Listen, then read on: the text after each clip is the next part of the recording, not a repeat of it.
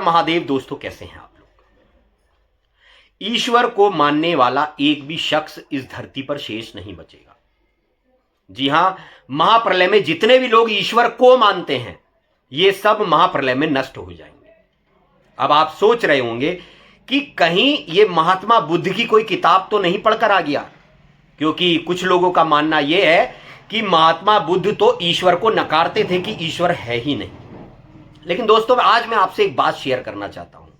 हमारे जितने भी महापुरुष आए हैं ये कोड वर्ड्स में बातें करते थे, सांकेतिक भाषा में बातें करते थे, क्योंकि सत्ता का इन्हें आदेश होता था कि तुम जाओ और अपने भक्तों को, जो अच्छे जीव हैं, केवल उन्हीं को समझाओ। क्योंकि आपने देखा होगा जितने भी महापुरुष आए इनकी बातों को सभी ने नहीं माना, कुछ मुट्ठी भर लोगों ने इनकी बातों को माना। ऐसे ही बोला जाता है कि कलयुग के अंत में भी सतयुग में कुछ मुट्ठी भर लोग जाएंगे। तो ये जितने भी महापुरुष आते थे ये कोड वर्ड्स में बातें करते थे, और इनकी कोड वर्ड्स में बातों के कारण ही आज कई धर्म पंथों में मतभेद हो जाता है कि ये तो ऐसे कहते थे, ये तो ऐसे कहते थे। अब ये कोड वर्ड्स में बातें इसलिए करते थे क्योंकि इनको अपनी बातें केवल अपने भक्तों तक पहुंचानी होती थी, क्योंकि इन्हें पता है कि संसार में हर कोई भगवान का प्रेमी नहीं है। भगवान को मानने वाले बहुत हैं, लेकिन भगवान की मानने वाले बहुत कम हैं। अब जैसे मैंने आपसे कहा कि ईश्वर को मानने वाला एक भी शख्स इस धरती पर नहीं बचेगा, लेकिन बात को पूरा सुने, ईश्वर की मानने वाले लोग इस धरती पर इस महाप्रलय में शेष बचेंगे। आज पूरी दुनिया में कितने लोग हैं? नास्तिक तो बहुत कम लोग हैं, लेकिन आस्तिक पूरी दुनिया है। आज जो धर्म के नाम पर लड़ाइयां कर रहे हैं, देश देश आपस से लड़ रहे हैं, गृह युद्ध चल रहे हैं, ये सब ईश्वर को ही मानने वाले हैं। कोई किसी धर्म के ईश्वर को मानता है, कोई किसी धर्म के रूप में लेता है, कोई किसी को लेता है। हालांकि ईश्वर तो एक है, हमारे सारे ही महापुरुष कहकर गए हैं। लेकिन आज धरती पर धरती का विनाश करने में सबसे बड़ा हाथ नास्तिकों का नहीं है, ईश्वर को मानने वालों का है। तो महाप्रलय में ऐसे जितने भी लोग हैं जो ईश्वर को मानते हैं ये सब मर जाएंगे, लेकिन वही लोग शेष बचेंगे जो ईश्वर की मानते हैं। तो महात्मा बुद्ध का भी यही कहना था कि ईश्वर को मत मान, ईश्वर की जो बातें हैं उनको मान ले। प्रॉब्लम यही है कि हम भगवान को तो मानते हैं लेकिन भगवान की नहीं मानते। हमारे जितने भी महापुरुष थे ये क्यों अपने आप को दास बताकर गए? इतने महान महान महापुरुष, कबीर दास, गुरु नानक देव जी, रहीम दास, कालीदास, मलूक दास, कितने महान महान हमारे संत और कितने महान महान हमारे अवतार पुरुष, इन्होंने कभी भी अपने आप को भगवान नहीं बताया। सबने अपने पीछे क्या लगाया? दास लगाया, यानी दास माने नौकर। इतने महान महान पुरुष और उन्होंने अपने आप को दास बताया, भगवान का नौकर बताया, क्योंकि वो जानते थे कि ईश्वर कोई इंसान नहीं है, इंसान केवल दास हो सकता है। लेकिन आज के समय में जो भगवान को मानने वाले हैं और ऐसी ऐसी श्रद्धा से मानने वाले हैं कि वो भगवान को आजाद कराने तक के लिए लड़ाइयां कर रहे हैं, तो ये सब लोग भगवान को मानने वाले हैं। भगवान की मानने वाला एक भी नहीं, क्योंकि भगवान तो कहते हैं रघुपति राघव राजा राम, पतित पावन सीताराम, ईश्वर अल्लाह तेरो नाम, सबको सम्मति दे भगवान। सनातन धर्म कह लो या फिर कोई भी मजहब धर्म कह लीजिए, सारे ही धर्म शांति बताते हैं कि लोगों से प्रेम करो, जीवों पर दया करो। लेकिन फिर भी आज हमारी जगत में इतनी हिंसा क्यों? क्योंकि ईश्वर को मानने वाले बहुत लोग हैं, लेकिन ईश्वर की मानने वाला कोई भी नहीं। असल में ईश्वर को की मानना इसलिए नहीं है कि हम सतयुग में जाएं, और सतयुग में ना ही ऐसे लोग जाएंगे जो इसलिए ईश्वर की मान रहे हैं कि हमें सतयुग में जाना है। सतयुग में तो वही लोग जाएंगे जिनके खून में ईश्वर की बातें घुल गई हैं। और आज 80% से भी ज्यादा लोग ऐसे ही हैं जो ईश्वर को मानते हैं, और बहुत मुट्ठी भर लोग हैं जो ईश्वर की बातें मानते हैं, और वही लोग आगे जाएंगे। तभी कबीर कहते हैं, जी घटी प्रेम प्रीति न प्रेम रस, उन रसना नहीं राम, ते नर इस संसार में उपज भये बेकाम। कह रहे जिस घट के अंदर प्रीति नहीं है, प्रभु की बातें मानने का साहस नहीं है, वो सब संसार में बिना काम के उपज गए हैं। आज कितने ही लोग हमारे पिछले महापुरुषों को उठा लीजिए, जो इतने महान महान होने के बाद भी अपने आगे दास लिख कर गए, अपने आप को भगवान का नौकर बता कर गए। और आज जो भगवान को मानने वाले हैं, इन्हें देख लीजिए, इनका नाम बाद में शुरू होता है, पहले 1000 प्रकार की उपाधियां इनके आगे लग जाती हैं। श्री श्री श्री ये महाराज, श्री श्री श्री ये महाराज। संत, संत तो आज हर कोई अपने आप को कह देता है। लेकिन मैं आपसे पूछना चाहता हूं, क्यों कबीर दास जी ने अपने आप को संत नहीं बोला? अगर उन्हें नाम लिखना था तो अपना संत कबीर बोलते ना। संत कबीर हम बोलते हैं, लेकिन उन्होंने अपने आप को बताया कबीर दास। श्री गुरु नानक देव जी इतने महान, वो चाहते अपने आप को गुरु कहते, लेकिन उन्होंने क्या कहा? गुरु नानक दास। गुरु हम उनके आगे लगाते, क्योंकि हमें पता है वो महान लोग हैं। लेकिन आज जो 2 पैसे का ज्ञान नहीं रखते और ईश्वर के नाम पर पैसा कमा रहे हैं, लोगों को आपस में लड़वा रहे हैं, ऐसे ऐसे लोग अपने आगे ऐसी ऐसी उपाधियां लगा लेते हैं, स्वयं भगवान बनकर बैठ गए। तो ऐसा एक भी जीव धरती पर नहीं बचेगा। आज कितने ऐसे लोग हैं जो अपने अपने पंथ चला दिए हैं। हिंदू धर्म में भी बहुत से पंथ चला दिए, भैया हम कृष्णा वाले, हम शिव वाले, हम हनुमान वाले, हम ये वाले, हम ये वाले। कोई 20-20, 22-22 साल के लड़कों को साधु बना रहा है कि चलो भाई सब कुछ छोड़कर वैराग्य उत्पन्न कर लो तो तुमसे भगवान प्रसन्न हो जाएंगे। कबीर कहते हैं, विषय त्याग बैराग है, समता कहिए ज्ञान, और सुखदाई सब जीव सो यही भक्ति प्रमाण। यानी आजकल लोग कहते हैं, हाँ तुम ये करते हो, तुम लहसुन खाते हो, तुम प्याज खाते हो, तुम ये करते हो, तुम ये करते हो, ये करते हो, तुम गलत आदमी हो, और संसार में सबसे लड़ाई करते हैं। और कबीर क्या कह रहे हैं? विषय त्याग बैराग है, समता कहिए ज्ञान, कि तुम ज्ञान के हिसाब से, धर्मशास्त्रों के हिसाब से चल रहे हो। ये तो ये कहते हैं कि सारे विषयों को त्याग दो, लेकिन मैं तुमसे कहता हूं, सुखदाई सब जीव सो यही भक्ति प्रमाण।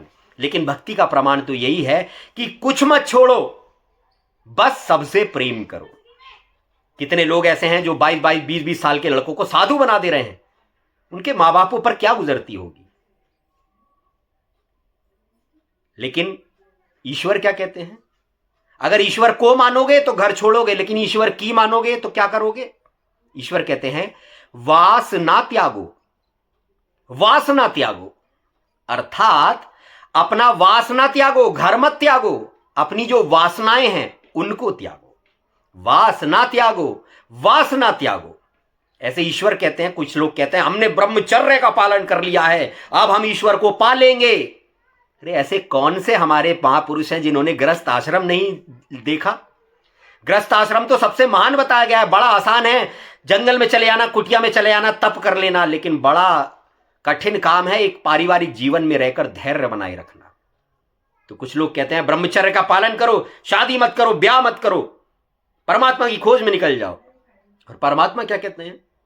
काम ना त्यागो, काम ना त्यागो। कह रहे काम को मत त्यागो, अपनी जो कामनाएं हैं इनको त्यागो।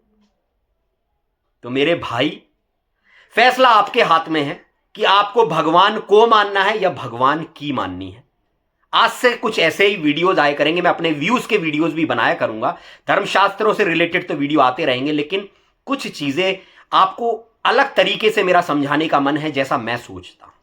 और मेरा सभी से हाथ जोड़कर निवेदन है कि भाई, आपको पता है सच्चाई के लाख दुश्मन हैं, और सच्चे ज्ञान का प्रचार प्रसार करना कोई मजाक बात नहीं है।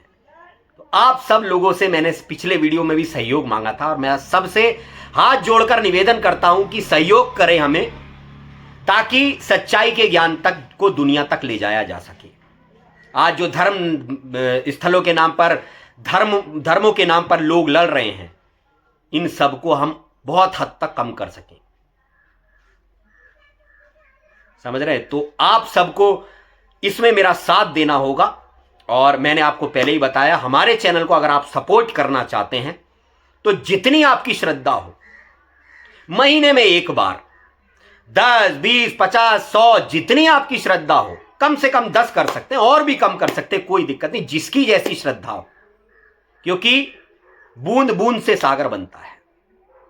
आप ऐसा समझ सकते हैं, मैं पैसा कमाने को, अगर आज मुझसे कितने लोगों ने कहा, अरे यार तुम कट्टर सनातनी बन जाओ, एक टीका लगा के आया करो, भगवा कपड़े पहन के आया करो, आजकल सनातनी का ट्रेंड चल रहा है। आपने देखा नहीं कैसे नेता जो लोग हैं वो सनातन के नाम पर या फिर धर्मों के नाम पर वोट मांगकर कैसे जीतते हैं। तुम इस समय कट्टर सनातनी बन जाओ तो तुम्हें यूं पैसा मिलेगा, तुम्हारा चैनल रातों रात उड़ जाएगा। लेकिन मेरे ज़मीर ने ये मुझे इजाजत नहीं दी, क्योंकि मैं चाहता हूं पैसा तो कमाना है पर ईमानदारी से, ऊपर जाकर भी मुंह दिखाना है। ईश्वर का संदेश है। कबीर कहते हैं, हिंदू कहे मुझे राम प्यारा, मुस्लिम कहे रहमाना, लड़ लड़के दोनों मर गए, हकीकत ना कोई जाना। आज और एक बात और कहना चाहूंगा आप लोगों से कि जो गलत कर रहा है उसका हिसाब करने के लिए भगवान बैठा है। हम कौन होते हैं किसी का हिसाब करने वाले। आज कोई अपने धर्मों को बचाने निकला है, कोई अपने धर्मों को बचाने निकला है। कबीर के सामने भी बहुत गलत होता था, लेकिन कबीर सिर्फ बोलते थे, अपना काम करते थे। ये नहीं कि उसकी तलवार पकड़ ली जाकर कि तू इसे क्यों मार रहा है या हमारे भगवान को आजाद करो। कबीर बस अपना प्रवचन देते थे, ज्ञान लोगों में बांटते थे और कहते थे, कबीरा तेरी झोपड़ी गलकटियन के पास, और जो करेगा सो भरेगा, तू क्यों होए उदास। अरे जो अपने कर्मों को कर रहा है वो खुद उसको भोगेगा। हम कौन होते हैं किसी का फैसला करने वाले।